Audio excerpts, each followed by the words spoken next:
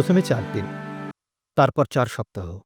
আর এখন বলা হচ্ছে ইরানে দীর্ঘমেয়াদী যুদ্ধের প্রস্তুতি নিচ্ছে যুক্তরাষ্ট্র।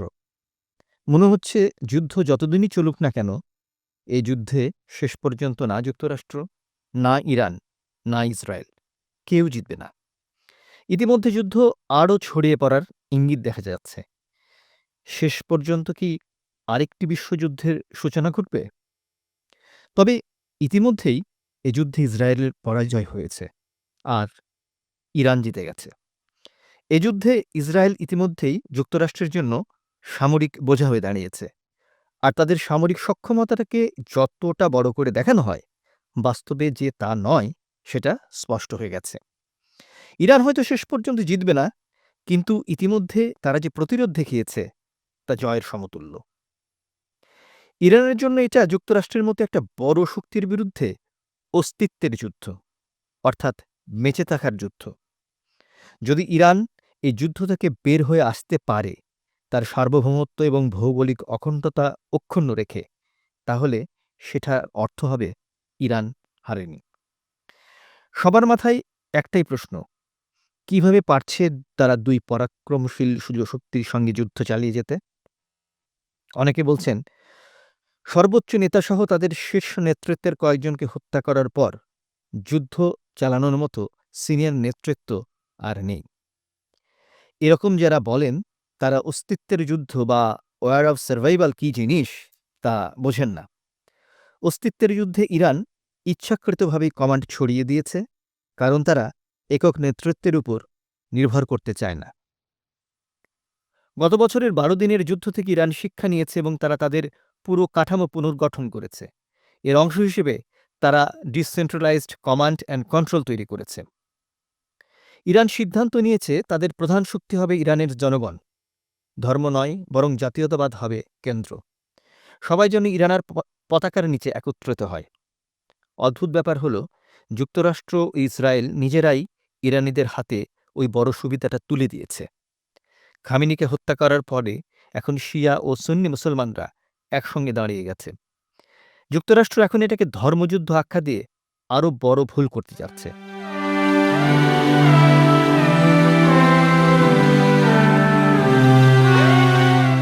আন্তর্জাতিক রাজনীতি কেবল পেশিশক্তির প্রদর্শনী নয়, এটি সূক্ষ্ম এবং জটিল গাণিতিক ও মনস্তাত্ত্বিক হিসাব নিকাশের উপর নির্ভরশীল।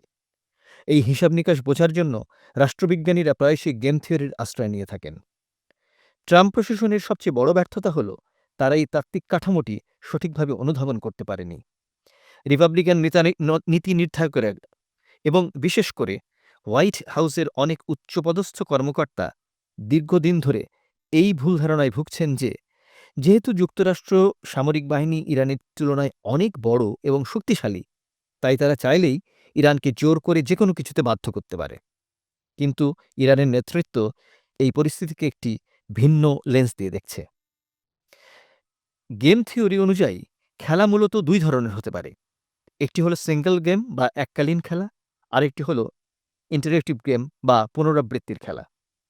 যদি এটি এককালীন সংঘাত হতো, তবে হয়তো ভয়াবহ সামরিক ধ্বংসযজ্ঞ এড়াতে ইরানের জন্য আত্মসমর্পণ করাই সবচেয়ে যৌক্তিক সিদ্ধান্ত হতো।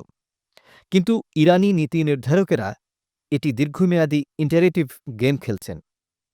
যদি তারা কেবল সামরিক শক্তির ভয়ে আজ যুক্তরাষ্ট্রের শর্ত মেনে নেয়, তবে তারা বিশ্বমঞ্চে এই বার্তাই দেবে যে যথেষ্ট চাপ প্রয়োগ করলে তাদের দিয়ে যে কোনো কিছু করানো সম্ভব।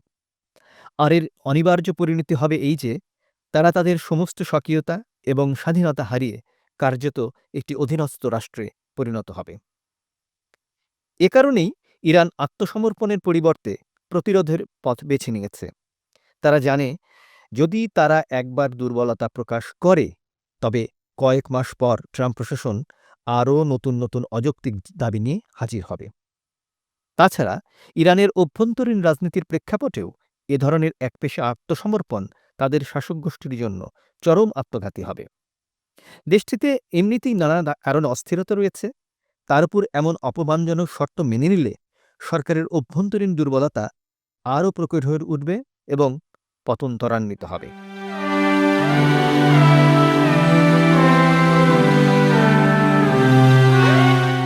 মধ্যপ্রাচ্যের আকাশে এমন এক অভাবনীয় ঘটনা ঘটে চলেছে যা বিশ্ববাসীকে হতবাক করে দিয়েছে। ইরান অপ্রত্যাশিত এবং সুদূরপ্রসারী এক হামলার মাধ্যমে আরব উপসাগরীয় দেশগুলোর উপর শত শত ড্রোন ও মিসাইল নিক্ষেপ করেছে। সংযুক্ত আরব আমিরাত, সৌদি আরব, বাহরাইন, কুয়েত, কাতার, জর্ডান, ওমান এই ৭টি উপসাগরীয় দেশই এখন তাদের অবকাঠামোর উপর ভয়াবহ হামলার সম্মুখীন। সবচেয়ে আতঙ্কের বিষয় হল, এই হামলার লক্ষ্যবস্তু কেবল সামরিক ঘাঁটি নয়, তারা বেছে নিয়েছে বিলাসবহুল হোটেল, আকাশচুম্বী আবাসিক ভবন, ব্যস্ত বিমানবন্দর এবং বিস্তীর্ণ তেলক্ষেত্রগুলোর মতো অসামরিক স্থাপনাগুলোকে। উপসাগরীয় দেশগুলোর জলের মতো অর্থ ব্যয় করে বছরের পর বছর ধরে যে চোখ ধাঁধানো অবকাঠামো গড়ে তুলেছে তা আজ ধ্বংসের মুখে। এই দেশগুলো এখন এক চরম উভয় সংকটের মুখে দাঁড়িয়ে আছে। একদিকে শান্তির জন্য হাত পাতলে নিজেদের দুর্বলতা প্রকাশ পাবে, অন্যদিকে সরাসরি যুদ্ধে জড়িয়ে পড়লে নিশ্চিত ডেকে আনা হবে ধ্বংস।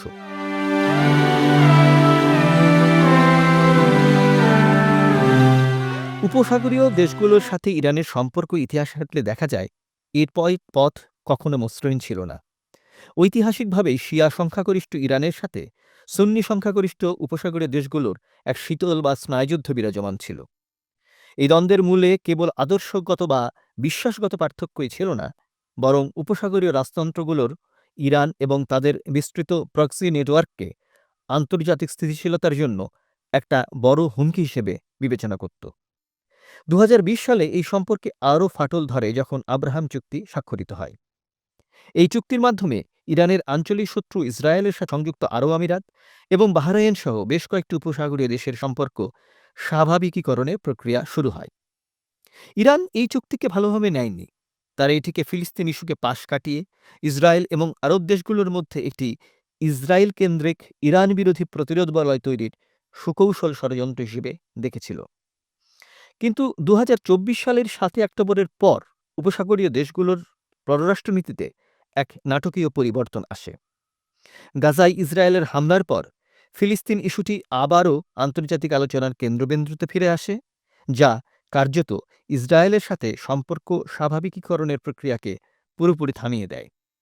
ইসরায়েল যখন কেবল গাজাতেই সীমাবদ্ধ না থেকে সিরিয়া, লেবানন এবং ইয়েমেনেও ইরানের প্রক্সি নেটওয়ার্ক ধ্বংস করতে শুরু করে এবং সামরিক হস্তক্ষেপের মানসিকতা দেখায়, তখন উপসাগরীয় দেশগুলোর মধ্যে এক নতুন উপলব্ধির জন্ম হয়। তারা বুঝতে শুরু করে যে আঞ্চলিক স্থিতিশীলতার জন্য ইরান নয়, বরং ইসরায়েলই প্রধান হুমকি হয়ে দাঁড়িয়েছে। এর ফলে ইরান এবং বেশ কয়েকটি উপসাগরীয় দেশের, বিশেষ করে সৌদি আরবের মধ্যে একটা পরীক্ষামূলক সুসম্পর্ক শুরু হয়। ২০২৫ সালের এপ্রিলে সৌদি আরবের প্রতিরক্ষা মন্ত্রী তেহরান সফর করেন, যা ছিল কয়েক দশকের মধ্যে কোনো শীর্ষ সৌদি রাজ পরিবারের সদস্যের প্রথম ইরান সফর। সেখানে তিনি সৌদি রাজার পক্ষ থেকে ইরানের সর্বোচ্চ নেতার কাছে চিঠি হস্তান্তর করেন, যেখানে সৌদি ইরান নিরাপত্তা চুক্তি এবং তৎকালীন আলোচিত যুক্তরাষ্ট্র ইরান পারমাণবিক চুক্তির প্রতি সমর্থন ব্যক্ত করা হয়েছিল। কয়েক বছর আগেও এমন দৃশ্য কল্পনা করা ছিল অসম্ভব। ২০১৯ সালে মনে হচ্ছিল সৌদি আরব এবং ইরান যে কোনো মুহূর্তে যুদ্ধে জড়িয়ে পড়তে পারে। এমনকি ২০১৫ সালে উইকিলিক্স এর ফাঁস হওয়া কূটনৈতিক তারবার্তায় দেখা গিয়েছিল, ওবামা আমলের পারমাণবিক চুক্তির আলোচনার সময় সৌদি আরব ইসরায়েলের পক্ষ নিয়ে যুক্তরাষ্ট্রকে আলোচনা বাতিল করে সামরিক ব্যবস্থা নেওয়ার আহ্বান জানিয়েছিল।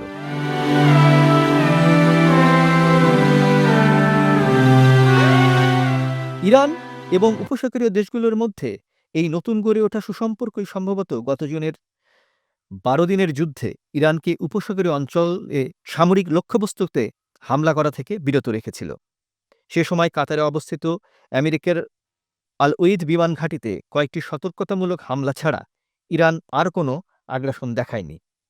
এটি আরও একটি বিষয় স্পষ্ট করে যে কেন সৌদি আরব সহ উপসাগরীয় দেশগুলোর বিশাল অংশ যুক্তরাষ্ট্রকে ইরানের বিরুদ্ধে নতুন করে সামরিক ব্যবস্থা না নেওয়ার পরামর্শ দিচ্ছিল এবং ট্রাম্পকে আলোচনার টেবিলে থাকার জন্য চাপ দিচ্ছিল। উপসাগরীয় দেশগুলো, বিশেষ করে ওমান, সাম্প্রতিক সময়ে যুক্তরাষ্ট্র ও ইরানের মধ্যকার আলোচনায় মধ্যস্থতার ভূমিকায় অত্যন্ত সক্রিয় ছিল। ওমান মূলত ট্রাম্পকে সামরিক হামলা থেকে বিরত রাখার চেষ্টা করেছিল এবং বিশ্বকে এই বার্তা দিচ্ছিল যে যুক্তরাষ্ট্র যদি এরপর যুদ্ধ শুরু করে তবে তা হবে তাদের নিজেদের ইচ্ছাকৃত সিদ্ধান্ত, কারণ আলোচনা সত্যিই কাজ করছিল।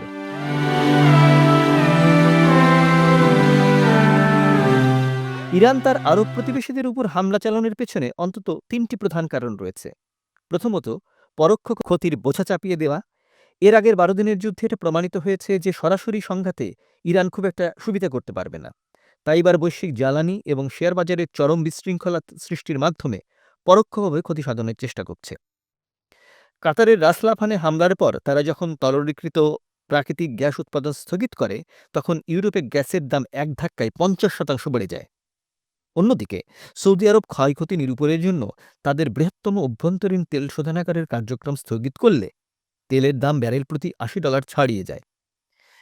দ্বিতীয়ত, ইরান যুক্তরাষ্ট্রকে তার মিত্রদের অগ্রাধিকার নির্ধারণ করতে বাধ্য করেছে। এই অঞ্চলে যুক্তরাষ্ট্রের সামরিক সম্পদ সীমিত, তাই এখন তাদের কঠিন সিদ্ধান্ত নিতে হবে কোন মিত্রদের তারা আগে রক্ষা করবে। গত আগস্টে যুক্তরাষ্ট্রকে সংযুক্ত আরব আমিরাত থেকে একটি গুরুত্বপূর্ণ আকাশ প্রতিরক্ষা ব্যবস্থায় সরিয়ে ইসরায়েল পাঠাতে হয়েছিল।